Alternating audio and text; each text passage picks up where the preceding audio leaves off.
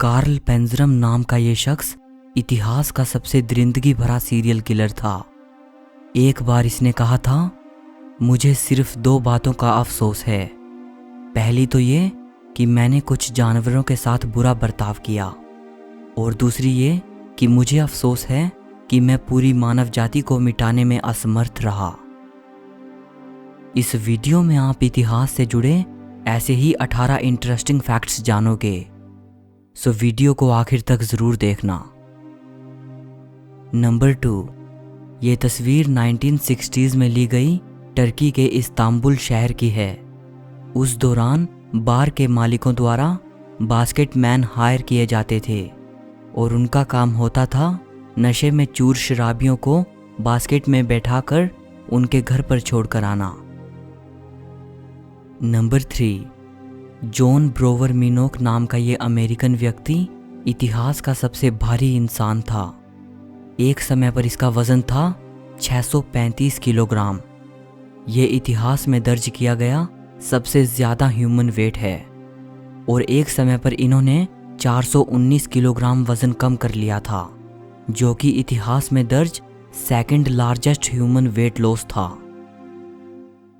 Number 4, 1915 में दुनिया के कई हिस्सों में एक रहस्यमयी महामारी आई थी जिसका नाम था एनसेफेलाइटिस लेथार्जिका।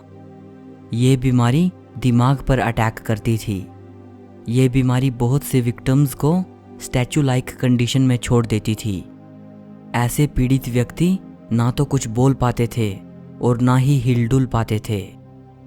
1915 से लेकर 1926 तक इस बीमारी ने करीब 5 लाख जानें ली।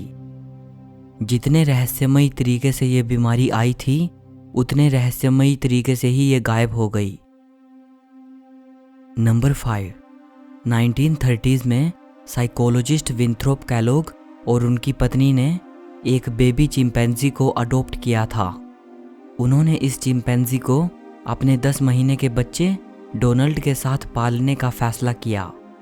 इस एक्सपेरिमेंट के जरिए वो ये देखना चाहते थे कि जब एक चिंपैंजी बचपन से ही इंसानों के बीच रहेगा तो क्या वो ह्यूमन बिहेवियर सीख पाएगा या नहीं।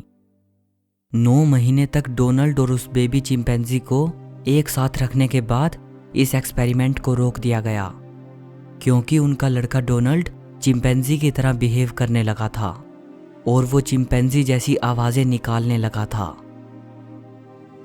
नंबर 6, 1471 में स्विट्ज़रलैंड के एक कोर्ट ने एक मुर्गी पर मुकदमा चलाया था। मुर्गी का दोष ये था कि उसने एक चमकीला सा दिखने वाला अंडा दे दिया था। स्थानीय लोगों का ये मानना था कि ये एक शैतानी संकेत है। बाद में मुर्गी को अपराधी घोषित कर दिया गया और उसे मौत की सज़ा सुना दी गई। नंबर 7, लुइस कैलन नाम के ये शख्स अपनी 13 फुट लंबी दाढ़ी के लिए जाने जाते थे। अपनी इस दाढ़ी में वो अपनी बिल्ली को बैठा कर रखते थे। नंबर 8, ग्रैंडपा डोबरी नाम से जाना जाने वाला ये आदमी बुल्गारिया का रहने वाला था।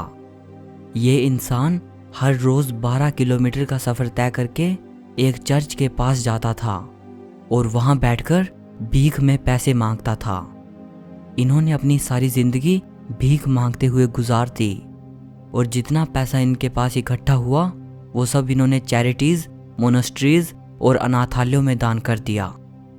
2018 में 103 साल की उम्र में ग्रैंडपा डोबरी की मृत्यु हो गई।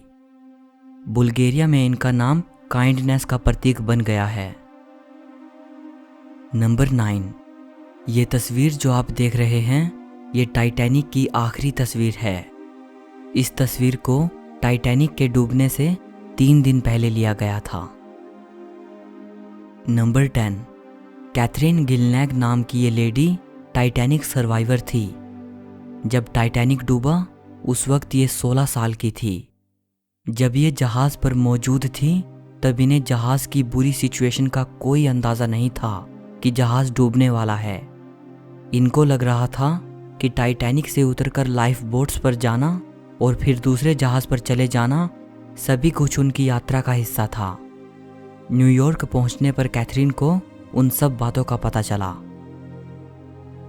नंबर 11, माया और एंशंट ग्रीस के लोगों का ये मानना था कि जब हमें उबासी आती है तब हमारी आत्मा शरीर से बाहर निकलने की कोशिश करती है। इसलिए उन लोगों का ये विश्वास था कि उबासी लेते वक्त आदमी को अपना मुंह कवर कर लेना चाहिए ताकि आत्मा को शरीर से बाहर निकलने से रोका जा सके। नंबर 12, एक मशहूर कहावत आपने सुनी होगी कि जब एक दरवाज़ा बंद हो जाता है तो भगवान दूसरा खोल देता है। दरअसल ये कहावत टेलीफोन के इन्वेंटर अलेक्जेंडर ग्राहम बेल का एक कोट है और वास्तव में ये इस तरह है, जब एक दरवाज़ा बंद हो जाता है तो दूसरा खुल जाता है। लेकिन हम अक्सर बंद दरवाजे की ओर इतनी देरी तक देखते हैं, इतनी हताशा से देखते हैं कि हम उस दरवाजे को देख ही नहीं पाते जो हमारे लिए खुला होता है। नंबर 13, अमेरिका के पूर्व राष्ट्रपति जॉन एफ कैनेडी का दिमाग 55 साल से गायब है। प्रेसिडेंट कैनेडी को जब असैसिनेट कर दिया गया था, इसके बाद ऑटोप्सी के दौरान उनका दिमाग निकाल लिया गया था और उसे नेशनल आर्काइव्स में रख दिया गया था।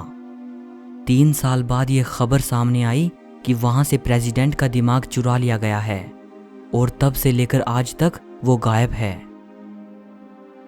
नंबर 14, होलोकॉस्ट के दौरान इटालियन डॉक्टर्स ने यहूदियों को बचाने के लिए सिंड्रोम के नाम की एक मनगढ़ंत झूठी बीमारी बनाई थी। ये फेक डिजीज़ इटालियन डॉक्टर्स ने उन यहूदियों को बचाने के लिए बनाई थी जो नाज़ियों से बचने के लिए उनके हॉस्पिटल में भाग आए थे। डॉक्टर्स ने उन यहूदियों को सिंड्रोम के नाम की झूठी बीमारी से डायग्नोज कर लिया और उन्हें क्वारंटीन कर लिया। नाज़ियों को लगा कि ये कोई घातक और तेजी से फैलने वाली बीमारी है और इसीलिए वे हॉस्पिटल से दूर ही रहे और यहूदियों की जान बच पाई।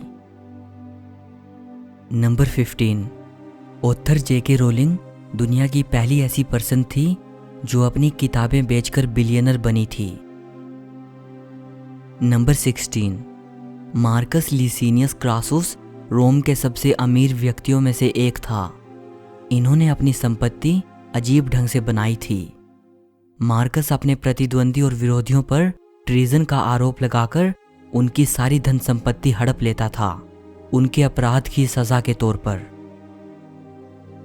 नंबर 17, जॉन ली नाम के एक हत्यारे को 1884 में फांसी की सजा सुनाई गई थी। फांसी के दौरान एग्जीक्यूशनर के द्वारा 3 बार कोशिश करने के बावजूद भी ट्रैपडोर खुल नहीं पाया। आखिरकार इस हत्यारे को फांसी की जगह जेल की सजा सुना दी गई। नंबर 18, आंद्रे स्टेंदर नाम का ये शख्स एक साउथ अफ्रीकन पुलिसमैन और क्रिमिनल था। ये इंसान साउथ अफ्रीका के इतिहास के सबसे कुख्यात बैंक लुटेरों में से एक था और ये शख्स बदनाम है बड़े ही दुस्साहसी तरीके से अपराध को अंजाम देने के लिए।